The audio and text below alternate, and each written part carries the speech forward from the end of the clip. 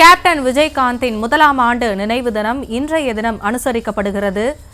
இன்று குரு பூஜைக்கு ஏற்பாடு செய்திருக்கக்கூடிய சூழலில் மாநில தேர்தல் ஆணையத்திலிருந்து தேமுதிக அலுவலகம் வரை பேரணி செல்ல முன்னதாக அனுமதி கோரியிருந்த நிலையில் காவல்துறை தரப்பிலிருந்து அனுமதி மறுக்கப்பட்டது. போக்குவரத்து நெரிசலை காரணம் காட்டி காவல்துறை அனுமதி மறுத்திருந்த நிலையிலும் கூட தடையை மீறி தேமுதிகவினர் பேரணியை தொடங்கியிருக்கிறார்கள்.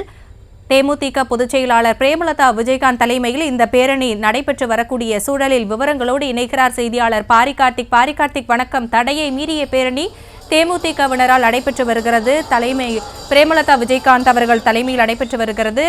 வணக்கம். தற்போது தேமுதிகனுடைய நிறுவன தலைவராக இருந்த விஜயகாந்தினுடைய முதலாம் ஆண்டு நினைவு நாளை முன்னிட்டு பேரணிக்காக நேற்றைய தினம் அவர்கள் காத்திருந்தார்கள். இந்நிலையில் நேற்று மாலை 5 மணிக்கு இந்த பேரணிக்கு அனுமதி கொடுக்க முடியாது என்று காவல்துறை சார்பில் அவர்களிடம் தெரிவித்திருக்கிறார்கள்.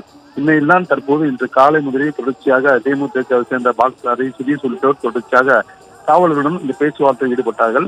அந்த பேச்சுவார்த்தையின் போது இது ஒரு முக்கியமான இடம், குறிப்பாக பேருந்து நிலையம், மார்க்கெட் என அனைத்து இடங்களுமே இன்று காலை வேலை நாள் என்பதால் அனுமதி கொடுக்க முடியாது, மிகப்பெரிய போக்குவரத்து பாதிப்பு ஏற்படும். எனவே இதன் காரணமாக அனுமதி கொடுக்க முடியாது என்று காவல்துறை சார்பில் அவர்களிடம் தேமுதிகவிடம் தெரிவித்தார்கள்.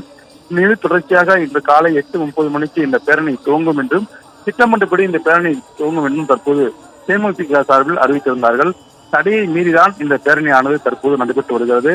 அதாவது அந்த பேரணி துவங்கும் மாநில தேர்தல் ஆணையம் அருகில் இருக்கக்கூடிய அந்த இடத்திலிருந்து தேமுதிகனுடைய அலுவலகம் இருக்கக்கூடிய இடம் வரைக்கும் இந்த 500 மீட்டர் தொடர்ச்சியாக சாதாரண நாட்களே மிகுந்த போக்குவரத்து நெரிசலாக காணப்படும். எனவே அதன் அடிப்படையில் தான் காவல்துறை இந்த அனுமதியை மறுத்திருந்தார்கள். இந்நிலையில் தற்போது அனுமதி இல்லாமல் கூட பேரணியானது தற்போது நடைபெற்று வருகிறது. தடையை மீறி தேமுதிக இந்த பேரணியை துவங்கியிருக்கிறார்கள். இன்று காலை 8:30 மணிக்கு பேரணி துவங்கும் என்றும் அறிவித்திருந்தார்கள். எனவே பேரணியாக வந்து கேப்டனுடைய நினைவிடத்தில் மலரஞ்சலி செலுத்துவதால்தான் இன்றைய அவர்களுக்கு திட்டமிடல் இருந்தது.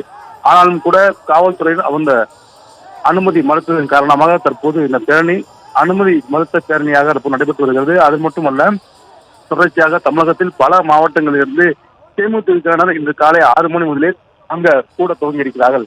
எனவே காவல்துறையிடம் முடிவு வந்தாலே அவர்களை பேசி கலந்து செல்லும்படியும் பேரணிக்கு அனுமதி இல்லை, நேரடியாக வழிபடுவதற்கு தாராளமாக உங்கள் அலுவலகத்தில் வழிபடலாம், அங்கு போதுமான காவல்துறை ஏற்பாடுகள் செய்யப்பட்டிருக்கின்றன என அவர்களிடம் அறிவித்திருந்தார்கள்.